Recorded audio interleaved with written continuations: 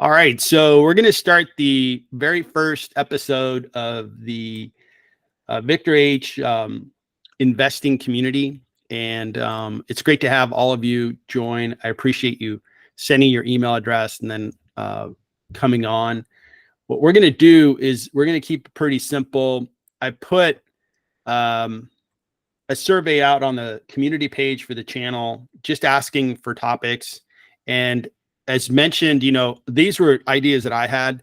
So if you have an idea for a future video conference session, please email me, say, hey, I think it'd be interesting to talk about this or talk about that. I'm open to suggestions.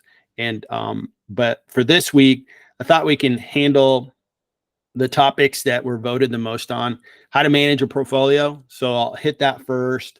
Then we'll go into the election and how it's likely going to affect the stock market. And then we'll take a look at some individual stocks.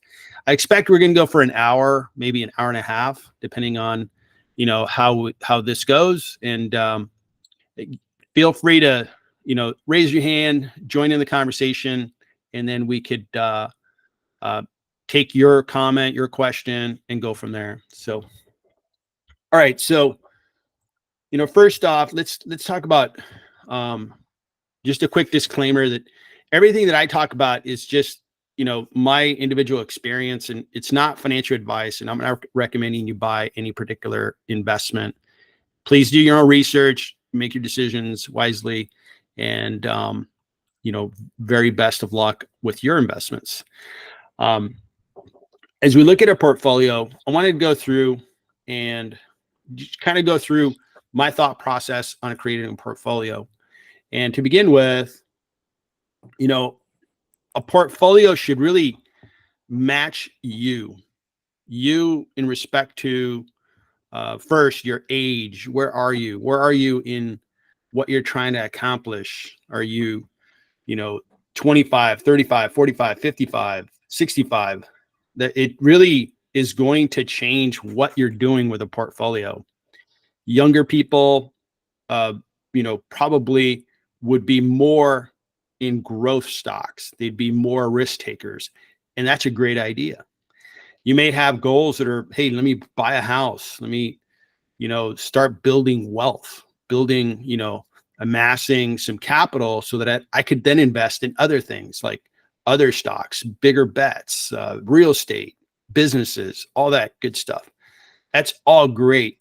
And really, you should form your portfolio around you. When you set off to go to college, as an example, or you set off to start a business, you have an outcome in mind. Hey, I'll get a degree and I'll go get an engineering job, or I'll go become a nurse, in a hospital. Or you start a business and you're like, I think that the market could really use this type of service or product. And I expect if this business is going to be successful, it's going to look like this. Same mindset. If I'm going to build a portfolio, here are the goals that I'm going to have. Is I'd like to, let's say I'm starting with $10,000. I'm 25 years old. Hey, I want to get to $100,000, and I'd like to get there, give or take around this time frame, and have that as a visualization so you could really stay focused on that target. And then start to accumulate capital, however that's going to happen, by working, having side hustles, having a business, all those things, and then start putting them into the right category. So as we look at, goals, you got short-term, mid-term, long-term. Short-term are probably the easiest to visualize. Hey, I'm going to need a new car. My car is breaking down a lot, so I want to have a new car. I hate paying interest rates, so I want to have $50,000 to buy a new car. That's a pretty good, short-term goal, and you can aim to get there. You have midterm goals, which is, hey, I'd like to buy a house. I'd like to pay off my student debt. I'd like to be debt-free completely within the next 5 years. That'd be a good midterm goal. Long-term goal. Hey, I want to have $1 million. I want to have $1 million of assets, and be in a position where I'm making a lot of money while I sleep. I'd like to have that goal in 10 years, 20 years, however long the mathematics tell you it's going to take. Be realistic, especially with the long term, right? If you're whatever age and you have $50,000, it's going to take a while to get to $1 million. But be realistic yet. The biggest investment that I always recommend is the investment in yourself by learning to be a better investor, learning where to put your capital. So your capital grows and grows and grows with few setbacks. The fewest setbacks you have, the better. All right. So just some fundamentals there. Now, once you decide, okay, great. I'd like to have a portfolio, and kind of, just to give you an example, over time, I've been doing this for 30 years. And when I was 25 years old, I'm 55. So when I'm 25 years old, I sought out advice similar to what we're doing here, is, kind of getting other people that I respected and kind of thought, hey, that person's doing really well. How did that person get there? And seeking their advice. And I got some pearls of wisdom. One person that I'm still friends with 30 years later, he's a really successful guy. He always said, hey, always save 10% or more of your money. If you do that, you'll never be short on money because you're always living within your means, and then you're building up your capital. So I always did that, and it worked out well. And other pearls of wisdom, came out. Now, when I was a new investor, I probably invested in 2 to 5 stocks, and then mutual funds. ETFs were not a thing yet. And back then, I also invested in bonds. That is one thing that I would tell my 25-year-old self if I had a time machine, is don't invest in bonds. It was kind of a piece of advice that people gave out 30 years ago that was a little dated. And frankly, it was probably good advice to the person who had no financial, background, who had very little intent with regard to really growing one's capital, one's wealth. So that was one thing that I've learned. And at one point, even in older age, I was in zero bonds because bonds were so horrible. But now bonds are good. So I'm back into bonds. But anyway, so you're seeing a collection of stocks that I've accumulated over time. And as you manage your portfolio, the things that I draw you to is, age has a factor, and what you want to do in 10 years has a big factor. Myself, I want to travel the world with my wife, and there's 2 sons that we have that we are, frankly, very, very important to us. And they both need us a little bit, from time to time. So we're a little bit grounded by our 2 sons. They're young adults. They're getting off. One of them still in college, and one of them is studying a PhD. And they're not, very needy or anything, but it's kind of weird to say, hey, we're going to go off to Europe for 2 months. And that I'd feel like, I'm underserving my son. So I'm not ready to do that, but I want to do that someday. I spent collectively 6 weeks in Mexico, doing Mexico City and doing other parts of Mexico like Querétaro. And man, I had such a good time. Time just flew. It was awesome. So that's a goal that I have, is I'd like to go to Europe for like 2 to 6 months at a time. I'd like to go to Japan and 2 to 6 months. And with investing, what's really cool is that I can manage my portfolio from anywhere I have an internet connection. That's pretty much the whole planet, that's developed. I'm sure you can go to some jungle and there's no Wi-Fi or internet, but it's really age-based, and it's really, what are those outcomes you're striving to achieve? If you're a young person, you're probably, hey, I want to accumulate capital. I want to accumulate wealth. Let's, let me get that going. Cool. That's a really good goal.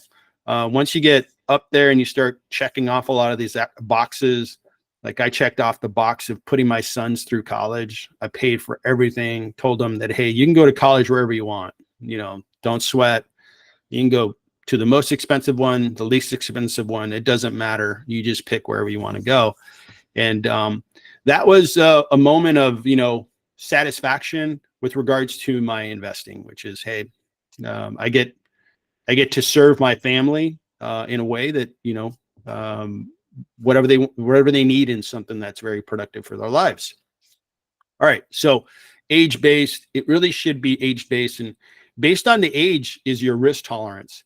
Like your portfolio, again, when you're older, you may say, hey, I do want to travel and maybe take 6 months off and do something. So I want my portfolio to generate income, and that income is pretty solid. It doesn't matter if we had a pretty good 3 days of down market energy this week, starting on Wednesday, Thursday, Friday. And moments like that, especially if they're prolonged, are going to be stressful. So you want to get further into income producing assets like bonds. And right now, cash is a really good option. I mean, cash being 5%. 4 years ago, before the pandemic, cash was paying 0%. You would have to beg and plead to get, I'm not exaggerating, 0.5% yield on cash. It was just impossible. Bonds were horrible, 1% return to lock in your money. I mean, it was a horrible risk reward proposition that played out and really severely hit a lot of people. But as you get into the older years of one's life, or maybe you're 35 and you're like, hey, I just want to work until I'm 45. I have a personal friend that retired at 47, and the guy's a great guy. He's happy. He was a combo of frugal and smart and wise, and he retired at 47. And he's a great guy to talk to, because if you ever asked him for his advice of, hey, should I retire early? He's like, absolutely. It's a great decision for me, and I love it. So, really pick out, make the outcomes of your portfolio, clear. That's really important, so that then you can really stay on plan and just really go after those goals. And the asset mix that, you should go into should really support those goals you have. And those goals are really life goals, retire, college, house, buy a business, sell a business, all these things, those are life events. As we look at, when you look at a portfolio, if you're in one stock, let's say, if you're fortunate enough to be in NVIDIA, right? And you bought $300,000 of NVIDIA 2 years ago, man, you're one of the happiest investors in the market. That's very rare, but you're either smart enough or lucky enough to get into that investment. But the same company, NVIDIA, was really in a different position not too long ago. And the reason I'm going to point this out is to make the point on diversification. So if we look at the NVIDIA 5-year chart, it looks pretty wonky, but starting in the 2021 timeframe, the stock sold off 66%. Okay.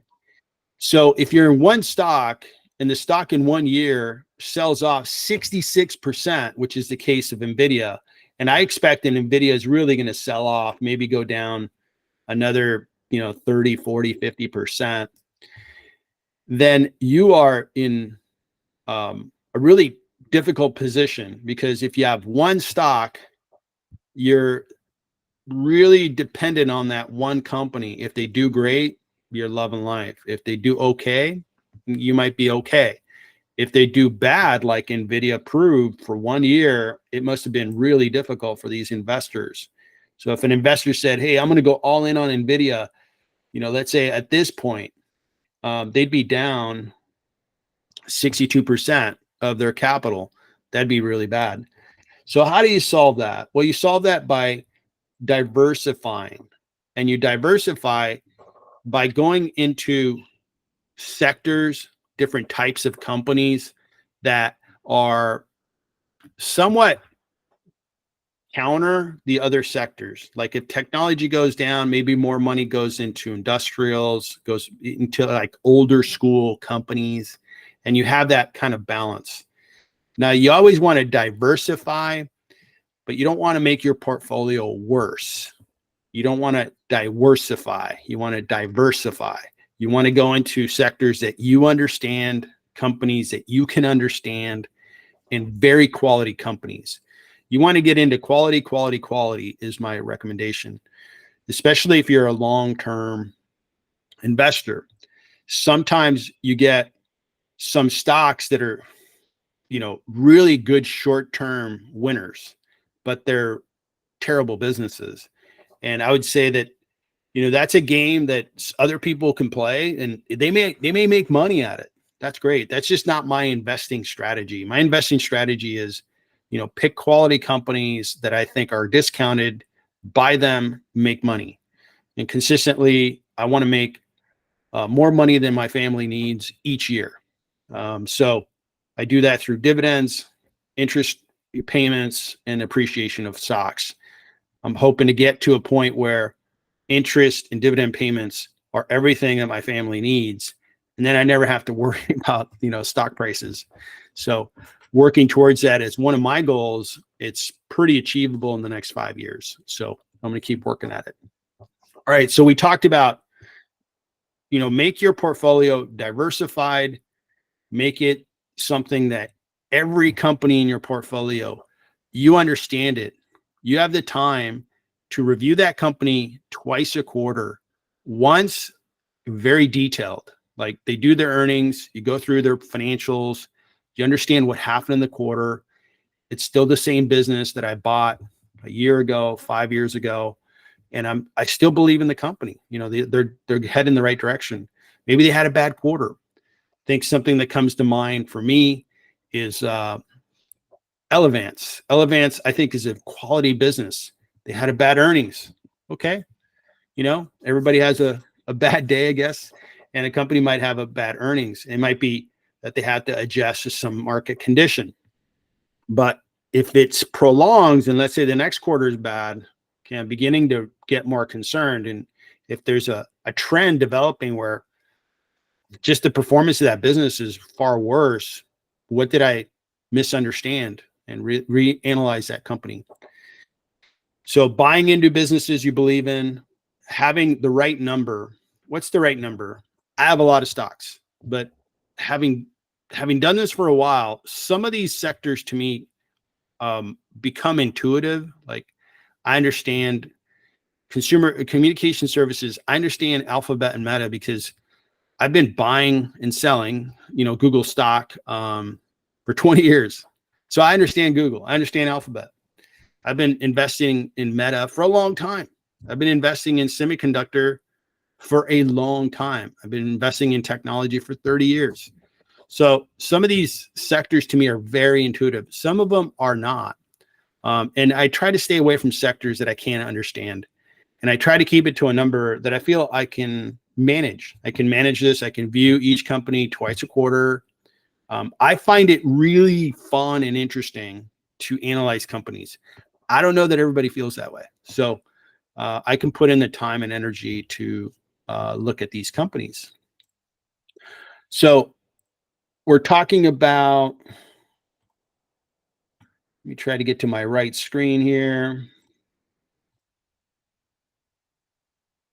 That's the problem with having 3 screens.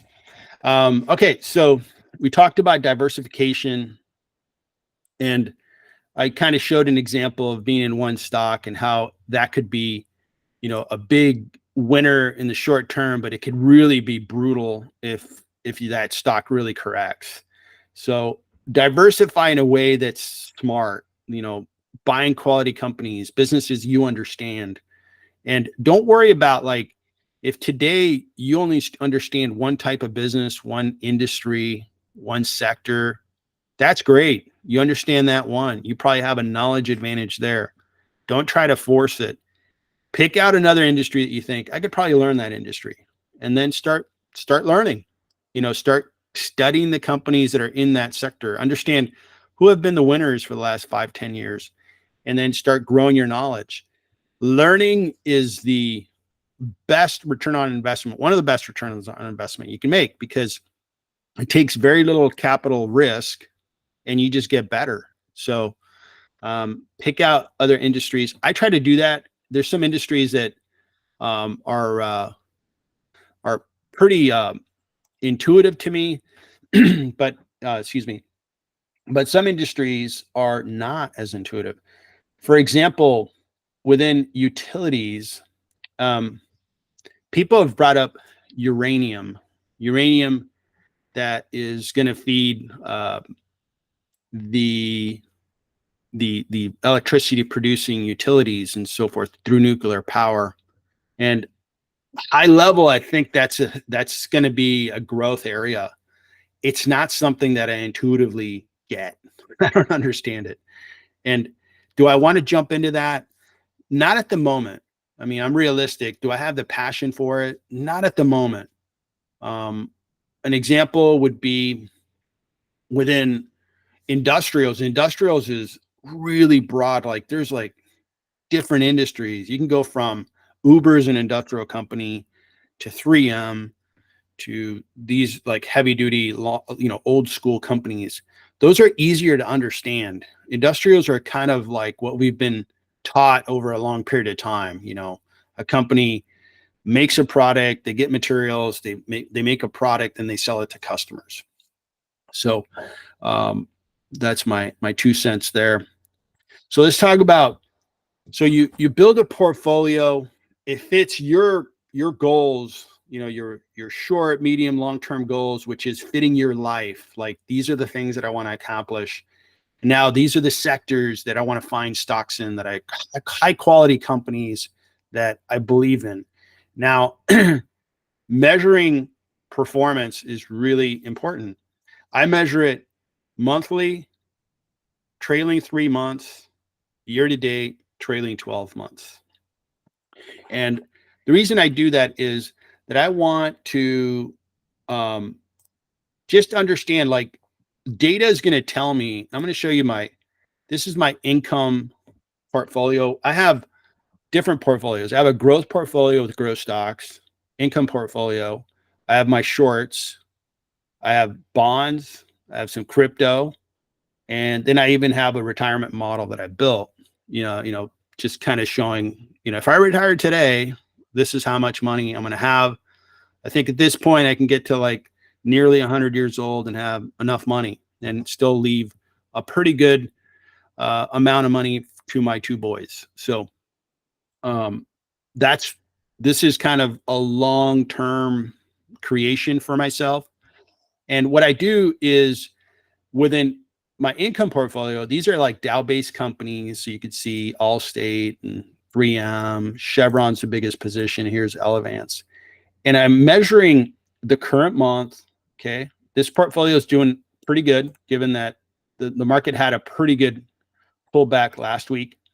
So I've got that. It does a pretty good dividend.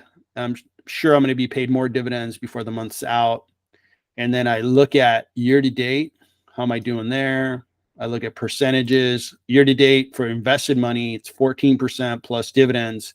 So it's upwards of 17.7% or so from Dow-based companies. So this is telling me that Dow-based companies are beginning to rally, which has been the case. They did fairly well in July. And then I look at trailing 12 months. I like trailing 12 months because no matter where you are in the year, it gives you a sense, okay, the last 12 months, how am I doing? And that's what's there. So I really measure this. Now, having a number of stocks, like I could really, when I look at the company twice a quarter, I look at the performance of that stock, and just make sure. What's more important to me is making sure the company is still a very good business to own, and over the long haul, it's just going to continue to appreciate in value. There may be short-term, misses. Like Ford's a good example. I'm not showing it here, but recently I'm a Ford investor, and when we look at Ford recently, it has been doing well, and that's a stock that I believe in because I think they have a very good lineup of cars, and their EV strategy is good. But EVs is like the market's realized is it's not growing as fast as everybody thought. So Ford, as a result, if we let's look at year to date, it's doing 15% and it pays a really nice dividend of 4.29%. I'll take an investment like this all day long. I believe in Ford. I think they produce great free cash flow. And it's a company that every quarter I look at it and go, this is a good business. I want to be a part of it. I'd rather own Ford than Tesla or any other car company. It's not a big position. It's like 20 some odd $1,000. Okay, great. Now Ford's doing well. Excellent. So that's an example of measuring performance, each month is easy because your brokerage is going to give you that statement for your account and say, all right, Victor, here are all the pluses and minuses, and this is how you did in that particular account. And then I can measure my performance. I can look at performance against the S&P, but I'm going to have some comments here. I can look at it against the NASDAQ and the Dow. Now, I think there's a lot of, misalignment, meaning it could be quite distracting to really be pegged on the S&P 500. The S&P 500 is the 500 most valuable companies traded. And I think it's important to look at it and say, okay, how is it doing? For 1 year, it's done 21%. It's good. It's like saying, okay, if you bought the S&P, this is how much you'd be doing. But the S&P is not built around my life goals, my immediate goals, what I want to do, and so forth. The S&P isn't going to pay me the dividends that I need to pay for my living expenses if I decide to retire in a couple of years. So it's misaligned with, what my portfolio is made up, or what I want the portfolio to do. Instead, I should use it as a reference point, but not kind of freak out if I'm beating it or underperforming it. I think it is healthy if you looked at all your stocks, just your stocks, and compared it to the S&P. But my overall portfolio is a mix of stocks, bonds, crypto, and cash. Right now, I'm sitting on about 16% cash, which is a pretty good level. I tend to be more invested than less invested in the stock market. But as mentioned on the channel over live streams and videos, I think the market's expensive. So I'm going to pull back and have some cash ready to deploy when prices, in my opinion, are going to come down. All right. So performance, measuring your performance, make it a habit every month. You got to look at it and try to, if anything, the observations that you make may be like, okay, cool. Things are really headed in the right direction. I'm doing the right things here or there. Find a couple of things that you can get better at. And that would be some words of encouragement there when it comes to performance. So that's kind of like a wrap on, portfolio, but let me open it up to questions and see what you guys think. If there's something that you do that you think is important to look at as you manage your investments.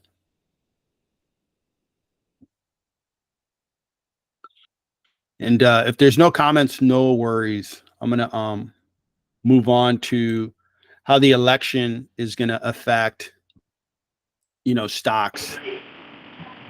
All right, Scott. Oh, Victor, if I may, I'll just mention one thing quickly.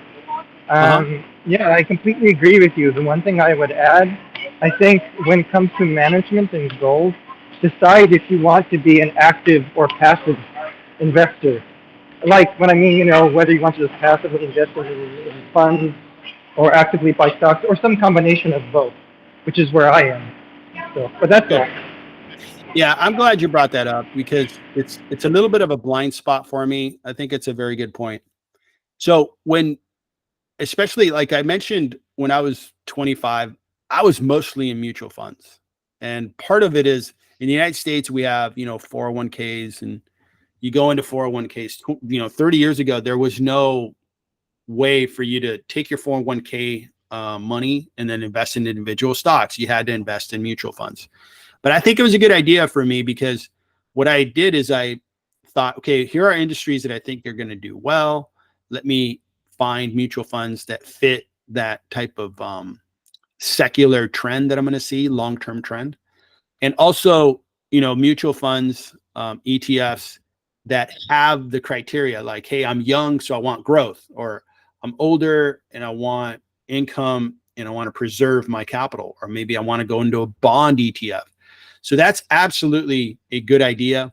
If you feel either for whatever reason, again, your portfolio should be built around you. And you means, how much do you want to do? Do you want to set it and forget it and kind of set the strategy, a couple of times a year, adjust a couple of times a year and then watch your money grow? That's fine. That's who you are. That might be a good ETF, scenario where you're not actively looking at, hey, CrowdStrike had a big blunder last week. How does it change that investing, story? That's the kind of thing you have to tend to if you're an individual stockholder. If you're an ETF owner, you are probably in a better position from a time perspective. So the allocation of time goes down as you go into ETFs. You're also automatically diversified if you go into an ETF. I think you're removed from the investments that the ETF is making. Obviously, you don't have the power to affect the changes to the investing mix that the ETF does. But that could be a good thing for some people. Some people may want to, hey, I don't want to touch these things, but for a couple of times a year. I'm not that person. I'm different. I'm very active. I own real estate, and I'm very active in the ownership of real estate. And I know other investors they look at my approach and they go, oh man, I'd never do that. I'd never be that involved. Okay, I get it. But when you have an asset that's that valuable, how can you not be actively involved? So that type of, I think, approach, personality, attitude matches the way that I, invest. I encourage you to figure out what's perfect for you. Like, your portfolio matches you. Okay. So thanks for bringing that up, Scott. Appreciate it. So the second topic that people are interested in talking about is, we have this presidential election, and it's certainly been really sensational over the last 30 days. You've had an assassination attempt on Donald Trump, and boy, was that weird. And it certainly rocked the media world. And we have a current president that is really lost a lot of confidence. And I think the Democratic Party, I saw the debate, and I saw that, President Biden, although he's a very respected person, I respect what he's done. He had a horrible debate. And that kind of set things in motion, where all of a sudden it looks like the Republicans are probably going to take the White House. That would be, the odds makers in Las Vegas would probably say, yeah, the Republicans are probably going to win.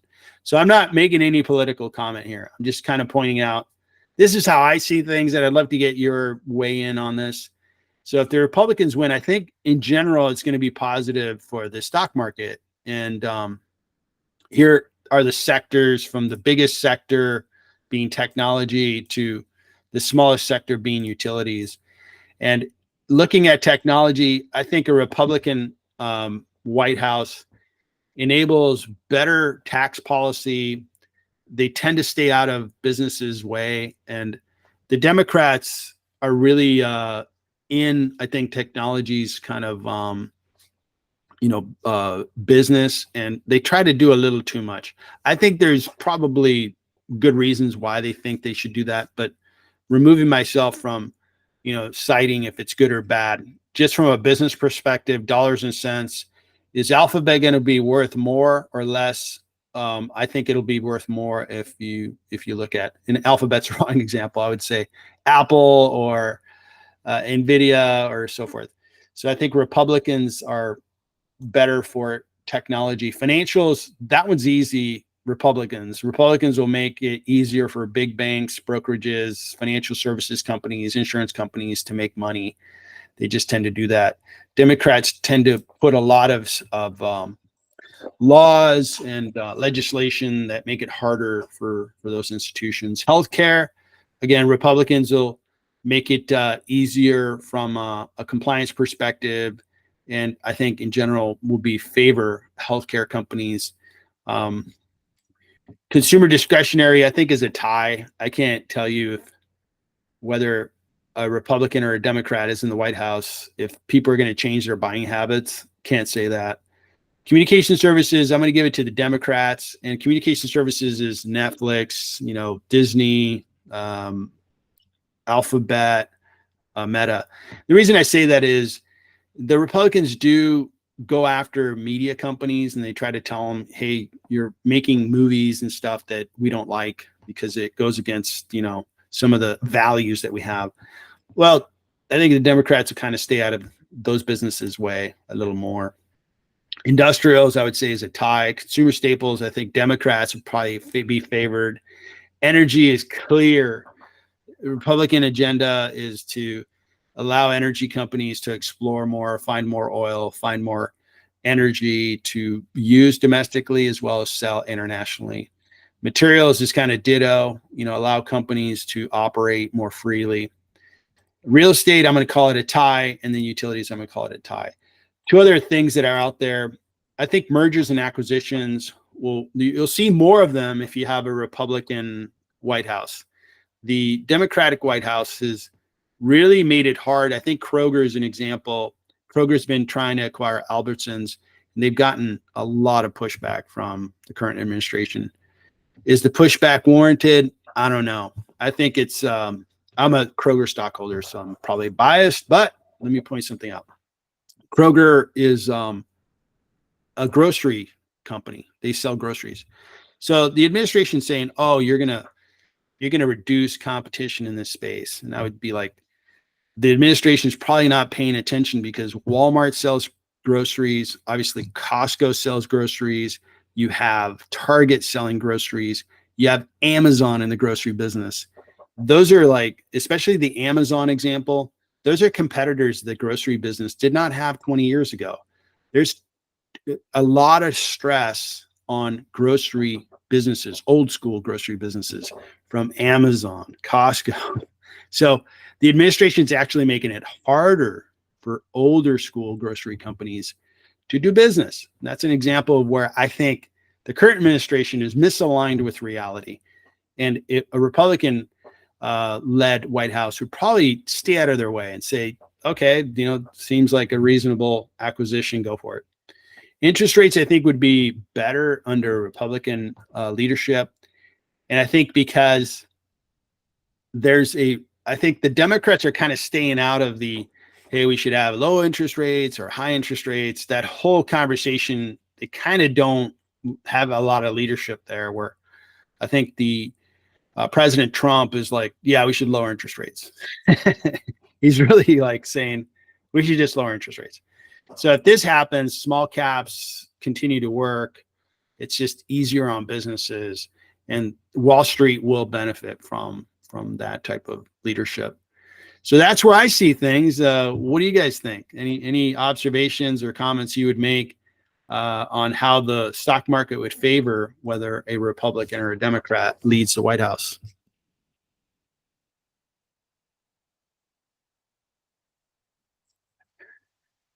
All right. So it's really hard to tell, Victor, in my opinion, because we saw in the previous in previous times, either when Biden came or Trump came, eventually the stock market did what he wants to do, regardless what were the expectations. I think that when Trump was nominated last time, there was a great fear that it's going to be horrible to the stock market and so on. And it was after what? After Obama's after Obama was president, and the market was doing great back then under Obama.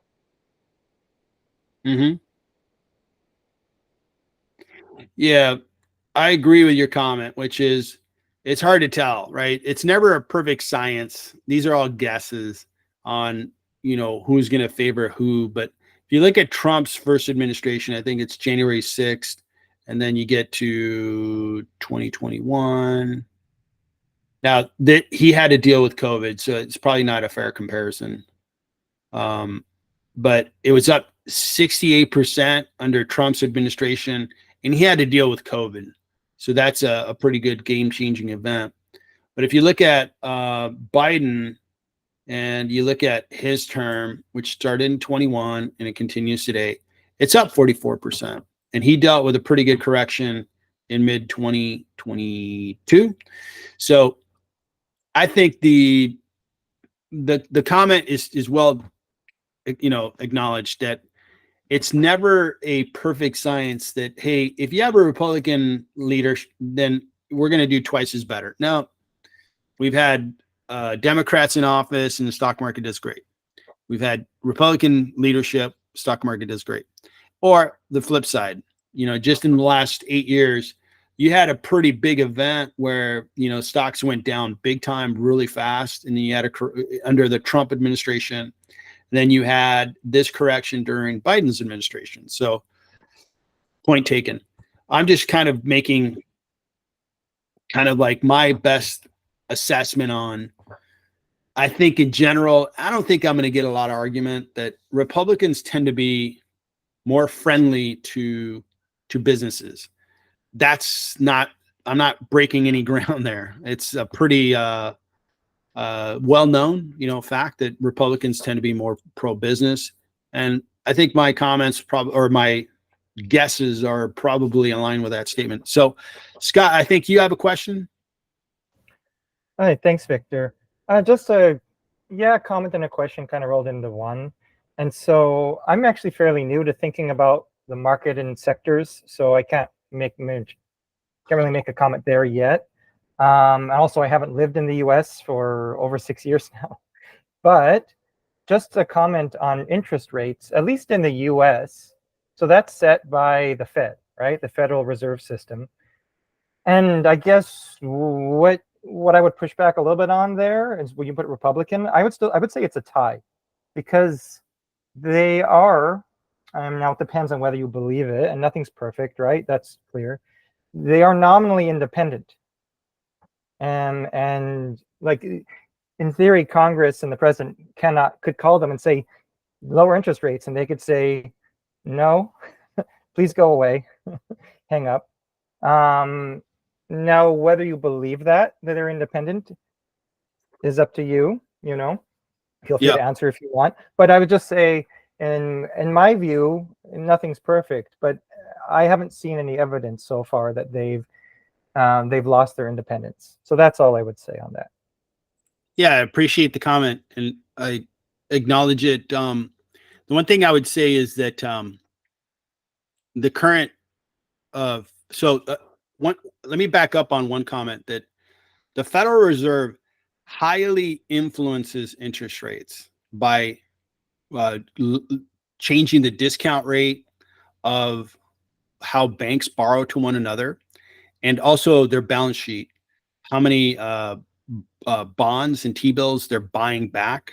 And then that influences interest rates, because interest rates are based on the bond rates, the U.S. issued bond rates, the 10-year yield being the number one referred to interest rate. So the Federal Reserve highly influences it, but at the end of the day, the market sets interest rates. But put a period on that. The leader of the White House has influence. And I'll make this point, but I'm not going to argue a whole lot, because I think you make a very good point that the chairman of the Federal Reserve is independent. I get that. But his term's going to come up, and then whoever is president is going to pick the next one, or just keep the current chairman of the Federal Reserve. That's influence, because if, let's say, the president is like, hey, I just don't think the chairman is aggressive enough on interest rates, I'm going to pick a really aggressive person that's going to go after interest rates. So that's that. I would say that is influence. So I'd love to hear from you, Scott, on that point, because I don't want to just make something and say, hey, it wasn't really discussed or challenged. I could be wrong, but I'd love to hear your comment.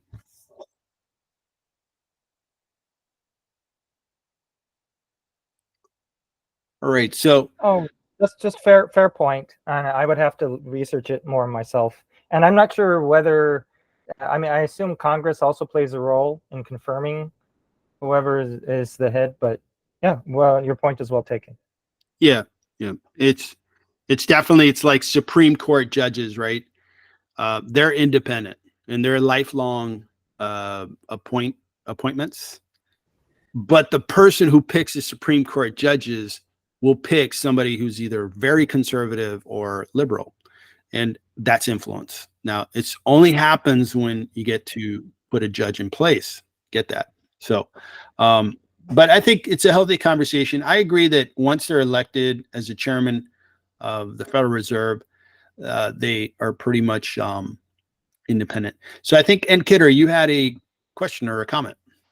Yeah, I have a comment and a question, because maybe I'm not so much familiar or know how the things works. But we have the chairman, but we have also representatives like the local state Federal Reserve, right? I know that when I lived in Massachusetts, in Boston, they have their huge building, and they probably have some influence as well. So what I'm thinking or asking, it's not only the chairman, it's also all the team, that they are creating this dot plot and they are eventually discussing and deciding on things together. Yeah, that's a good point, because each region has a president. Like there'll be a president in the Northeast region, the West, and so forth. And they come together and they talk about, hey, in the Southeast, this is how the economy is working, and this is how interest rates affect that economy, because it's different than the economy in the, let's say, the Northwest. So you're right about that there is it's a collaboration. So it's quite independent of the leadership. I'm not saying that the leadership tells them what to do. Nowhere near that. I think they are independent. But I would say that there is an influence. And again, the Federal Reserve does not set the interest rates that the market is using. The market sets interest rates. When you look at a 10-year, when you look at, and I'm going to look at CNBC because I like how they show interest rates. So when you look at bonds and you look at the 10-year, these interest rates are being set by the market, right? The Federal Reserve was pretty much keeping their discount rates at around near zero during the 2020, 2021 era. And then when it was expected that they were going to raise interest rates really skyrocketed, right? And they went up really fast. And then it's expected they're going to drop interest rates. So they've been dropping recently, and you've had some low points. But you see this volatility. This is the market, the bond market, making changes in interest rates. So the market sets interest rates. The Federal Reserve is the number one influencer of interest rates, and they are independent of leadership.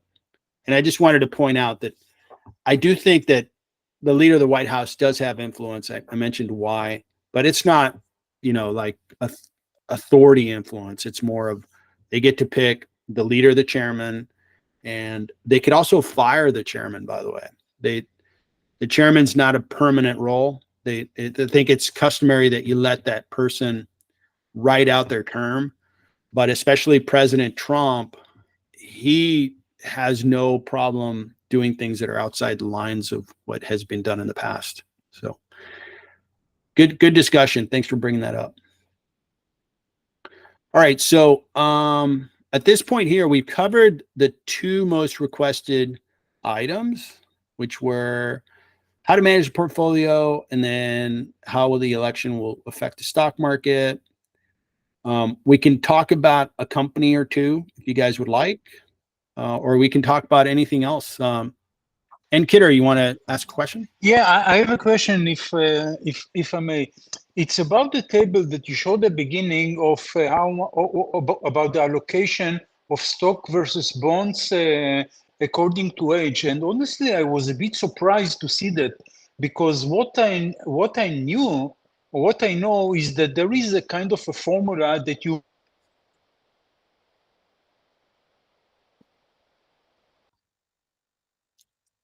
And Kidder, can you hear me?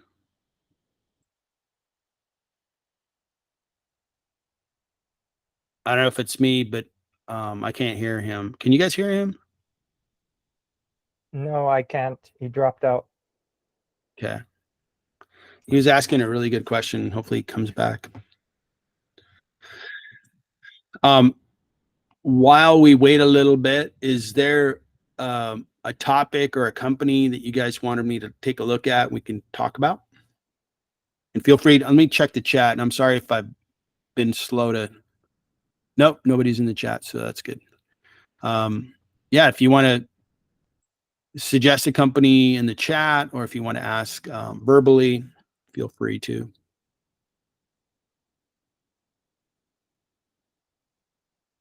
So, and Kidder, I don't know if you can hear us, but you were beginning to ask a question around allocation, and I think you got through maybe your first sentence, and then we couldn't hear you. So if you want to repeat your question. Yeah, I tried to connect from another device. Apologize about that. So I was asking that I knew, or until now, I was taught that you are subtracting your age from 100, and that should be your stock allocation. Like, I'm 63, so I should be allocating to stock 37. Obviously, I'm not there. I'm much higher, but that's why Yeah. I was. It was interesting table, and if you can compare this table to what I said. Yeah, I'm so glad you asked that, because I heard the same advice 30 years ago. And that was like in my opening comments of one of the things that obviously hindsight's 2020. Hey, what worked in the past? What were the things that really worked for me to build, my savings and my wealth, and what things were detrimental? So there's some rules of thumb that sometimes you have to break. If you look at, I'm looking at the 5-year chart of the 10-year. Okay. So these were abysmal returns. And I'm going to point to two things there that would be very detrimental to an investor. So we're sitting on, if you buy a 10-year treasury, you're guaranteed to make basically 0.5% per year. And I mean, that's like horrible. Might as well be in cash, because you're giving up liquidity for 0.5%. There's, to me, the risk reward balance is out of balance. So let's think about something for a second. Let me go to the PowerPoint again. So this is a rule of thumb. Hey, when you're 65, and I think you alluded to something that if you said, hey, take 100 minus your age, and that's 65, you should be in 65% bonds. Or in this chart here, here's the proper asset allocation. 30% should be in bonds, 70% in stocks. Now, I don't want to argue around, well, which one's better, 100 minus your age, or this table.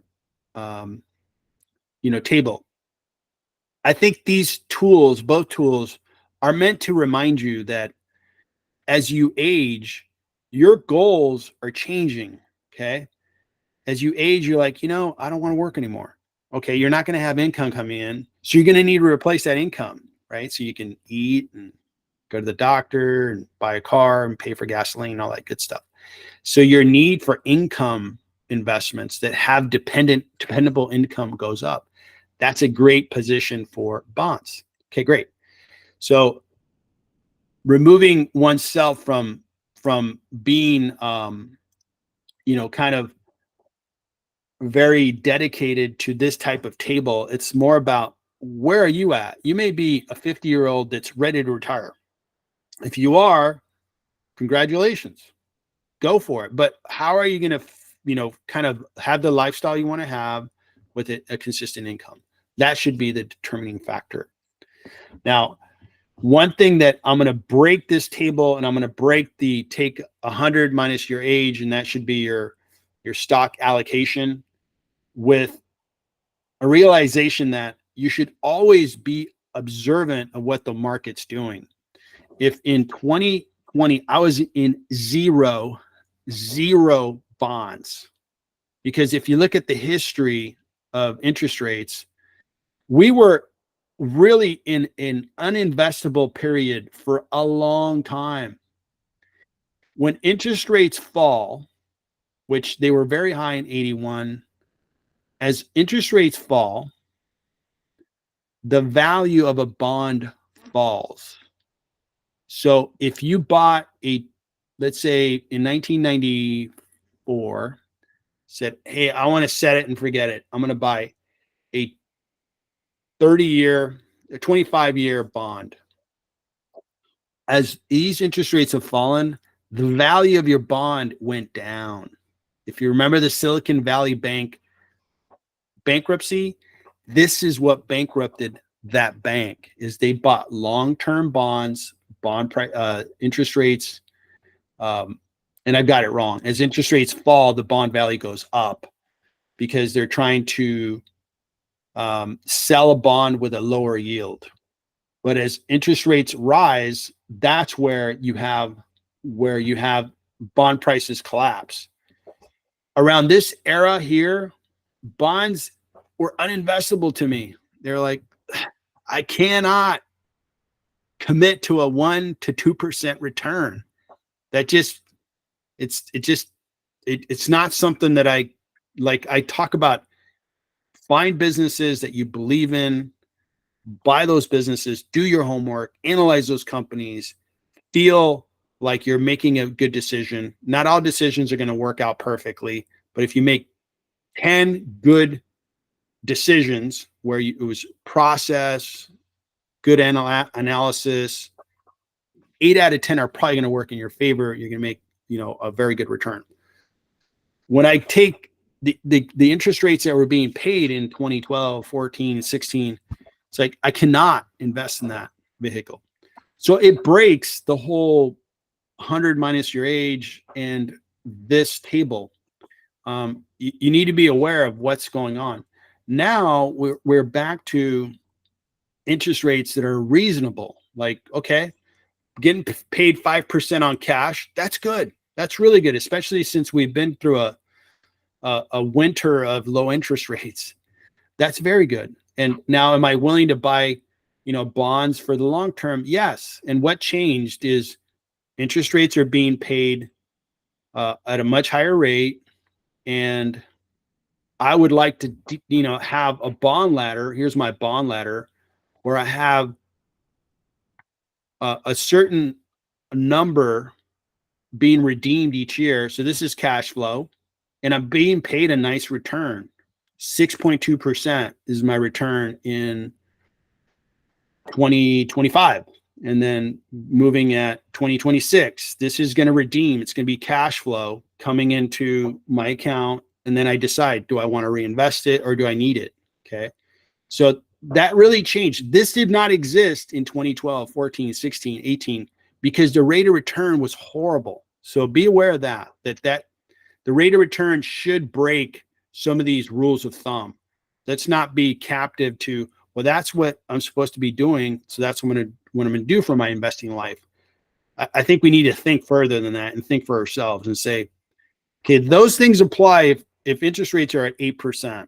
A lot of that rule of thumb happened way back here in the 80s, where it was like, oh yeah, when you're getting paid on bonds, you're getting paid 13%. Yeah, just buy bonds. Why wouldn't you? But good conversation there. I think it's a constant reminder that, investing, this is why I really enjoy investing. It's one of the, like, people probably have played chess. I don't play a lot of chess. but chess has like a board, and I forget how many squares, and I know what the pieces do. And it's really interesting because it's very thought provoking, and you're trying to figure out how to beat your opponent. The stock market is a chess match, times 1,000. And it's just constantly, it's almost like a chess match with a garden.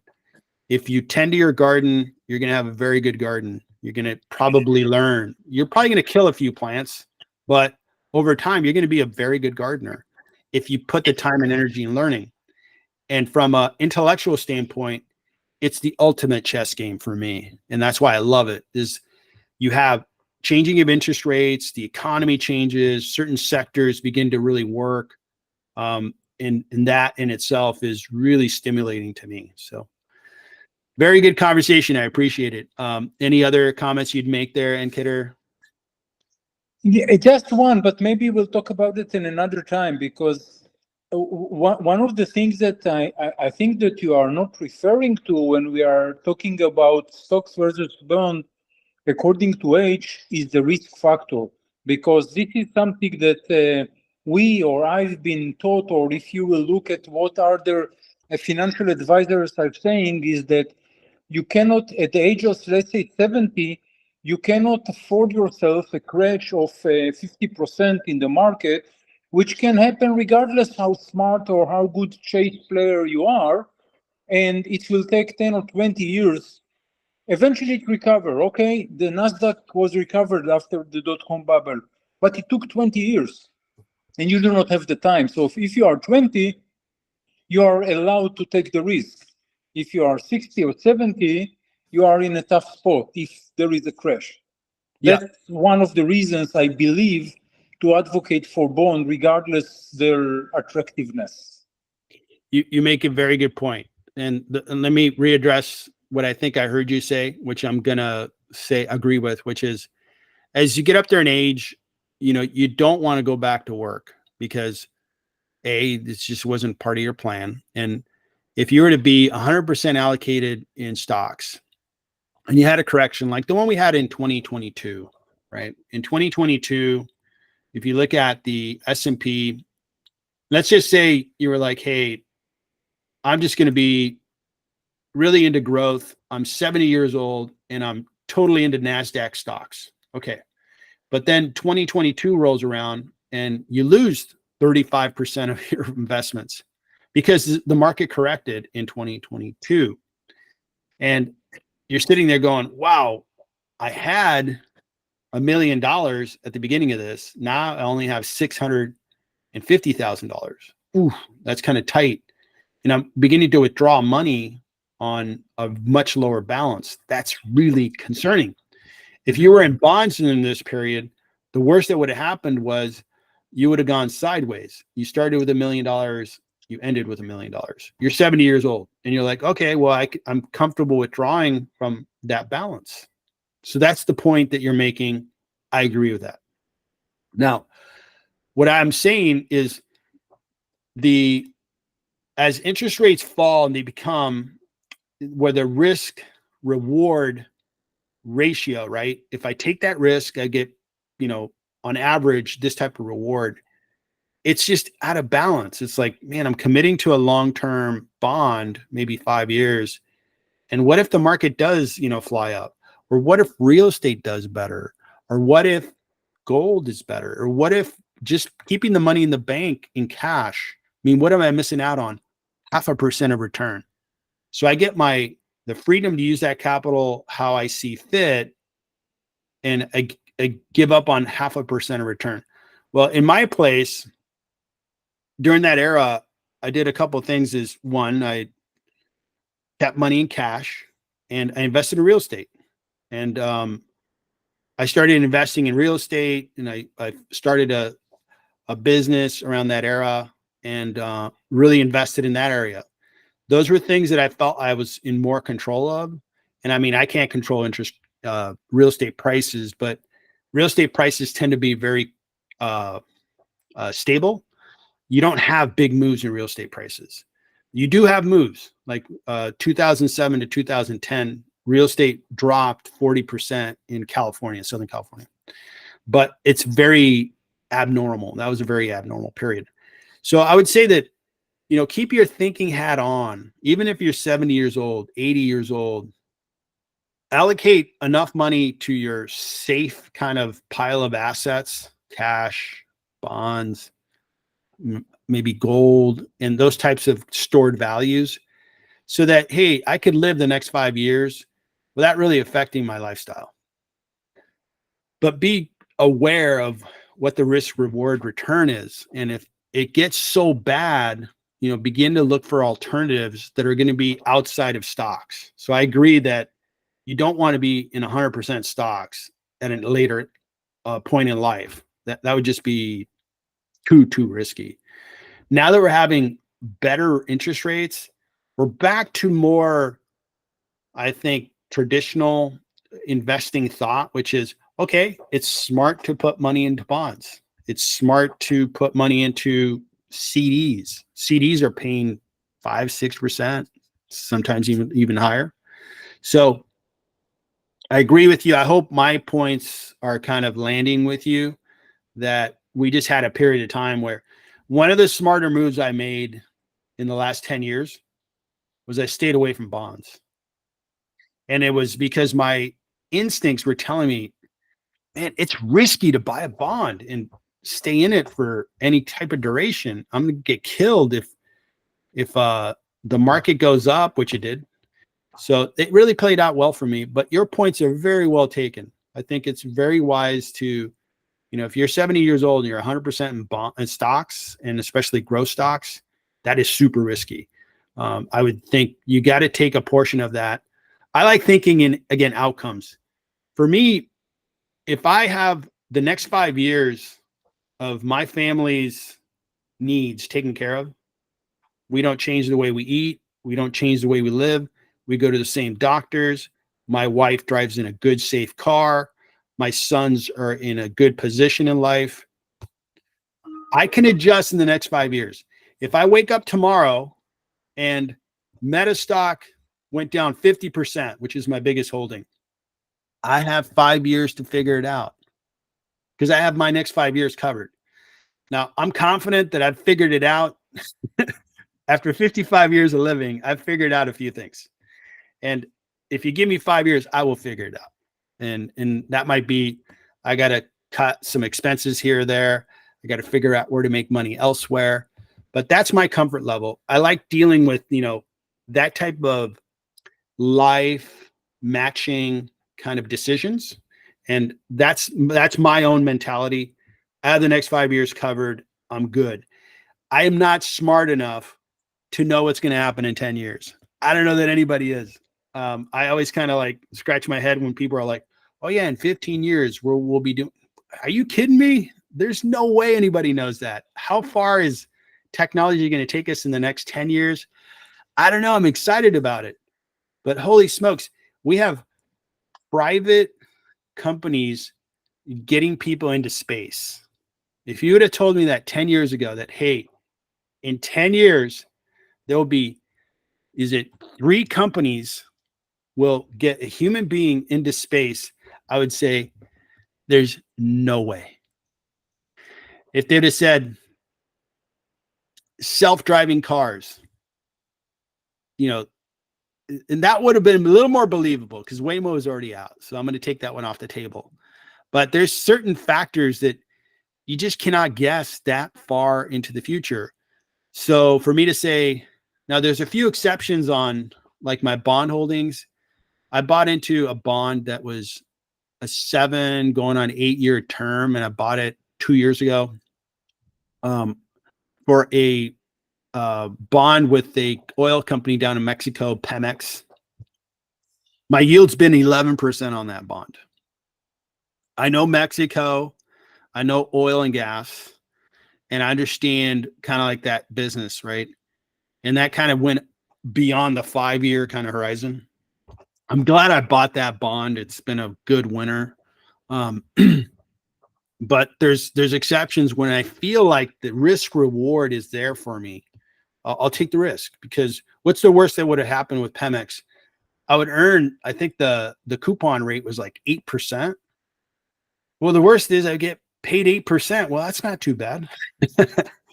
Is oil going to run out in Mexico? Nope. Mexico's economy is doing really well. So that's what helped me is Mexico's economy has become better because of the nearshoring trend with the United States. So that's always worked out. So really, really good conversation, in Kidder. I appreciate you joining, and we kind of get into it because this, I don't know about you guys, but I listen to interviews of really good investors, and when they get into conversation like this, I learn because it helps me reflect experiences in investing. I borrow somebody else's experience, and it makes me a little wiser. Like I love listening to Warren Buffett, and it may not be the actual subject that he's talking about, but he talks about his process and his way of thinking, why he makes decisions the way he makes them. I learn a ton. Charlie Munger and all kinds of other, super investors. They may be talking about a particular company or subject, but when I study their process and understand how they make decisions, I learn a ton. So hopefully people are getting that out of this conversation. Yeah, Victor, if I may, I just want to mention, I think you're getting at something very important, which I realized fairly recently, which is the process, right? The process of thinking and approach is probably more important than the rules, and that you should really try to not be dogmatic about it.